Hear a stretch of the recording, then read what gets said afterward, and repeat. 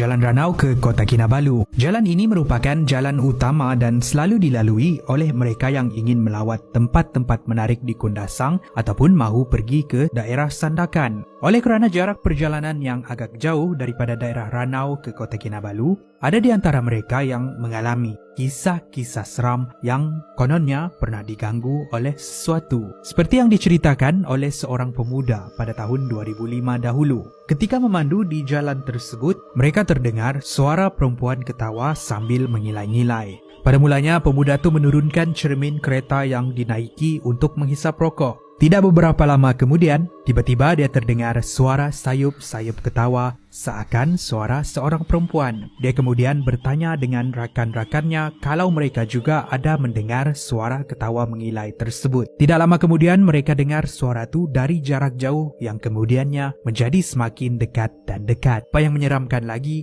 apabila suara ketawa mengilai itu kedengaran amat dekat, seolah-olah benda tu duduk di atas kereta mereka yang sedang bergerak. Pada ketika itulah dia dan rakan-rakannya berasa takut kerana suara perempuan tu betul-betul berada dekat dan hanya hilang selepas mereka tiba di suatu tempat perkampungan yang berhampiran. Jalan Bukit Kelawat, Kota Belud. Jalan ini adalah jalan utama yang digunakan oleh mereka yang ingin balik ke Kota Kinabalu dari Kota Belud. Jalan ni perlu melalui satu bukit yang dinamakan sebagai Bukit Kelawat. Bukit ni sangat terkenal dengan kisah-kisah seram dan selalu dikaitkan dengan jelmaan lembaga perempuan di sebuah pondok. Cerita ini juga dikongsikan oleh seorang lelaki yang baru sahaja balik dari Kota Belud. Kerana menunggu ibunya balik dari memancing dan makan bersama-sama, dia terpaksa balik pada waktu malam. Pada waktu itu pukul 11 malam dan sebelum lelaki itu balik, ibunya berpesan untuk membawa ikan yang dipancingnya dan memetik pucuk daun limau untuk dimasukkan ke dalam plastik.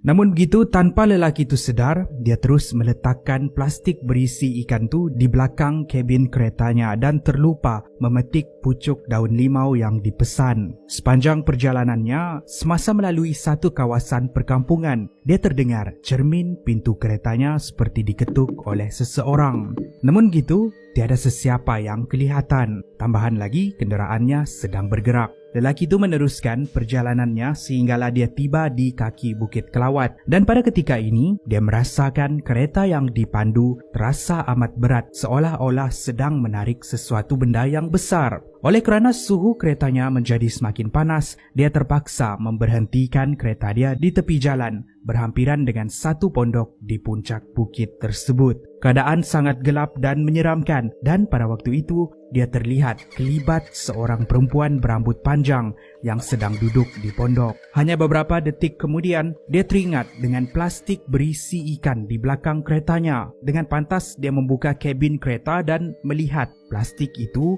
sudah terkoyak seakan-akan dicarik-carikan oleh seekor kucing. Pada masa itu juga, lelaki itu terus membuang plastik berisi ikan tu dan mula menghidupkan keretanya semula. Semasa dia memandu menuruni Bukit Kelawat, dia memperlahankan kenderaannya apabila melalui satu selekoh yang tajam. Bila dia melihat dari cermin sisi kereta, dia terkejut bila ada kain putih berkibar-kibar seperti bendera di belakang keretanya. Dia terus memacu pergi dan meninggalkan kibaran tersebut.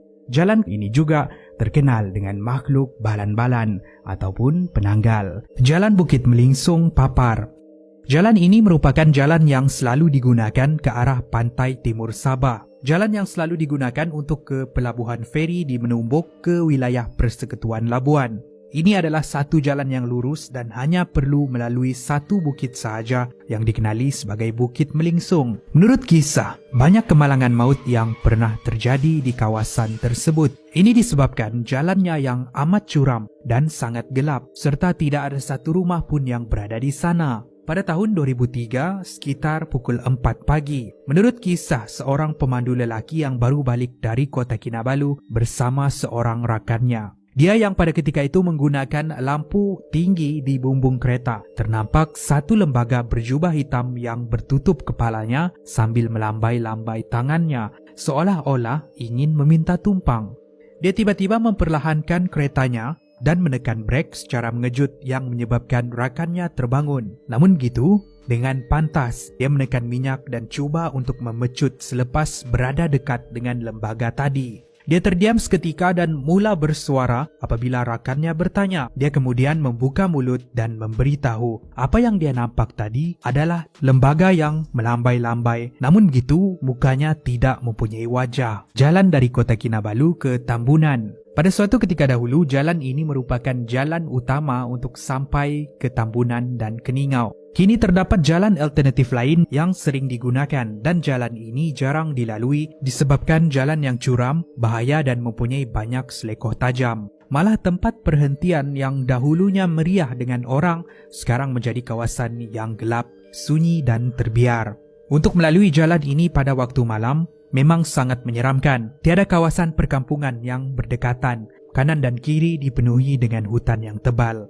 Pada tahun 2015, seorang pemandu wanita yang ketika itu ingin pulang ke rumah halamannya. Apabila melalui kawasan di sini, dia terhidu satu bau bangkai yang sangat busuk. Apa yang menakutkan, bau bangkai tersebut datang dari dalam kenderaannya. Padahal waktu itu kenderaannya bertutup. Setelah memandu selama 1 kilometer, barulah bau busuk itu hilang. Bau itu seolah-olah bau bangkai seekor binatang yang sudah mati. Ada yang percaya yang kononnya sekiranya terhidu bau seperti itu di dalam kereta, ada makhluk yang telah masuk ke dalam dan sedang menumpang. Ada juga kisah-kisah lain yang melibatkan kenderaan yang berhenti secara tiba-tiba terhidu bau haruman sebelum ia dapat dihidupkan semula, dan juga kisah melihat lembaga-lembaga misteri yang dipercayai sebagai pocong. Itu adalah kisah misteri di sekitar jalan dari Kota Kinabalu ke Tambunan.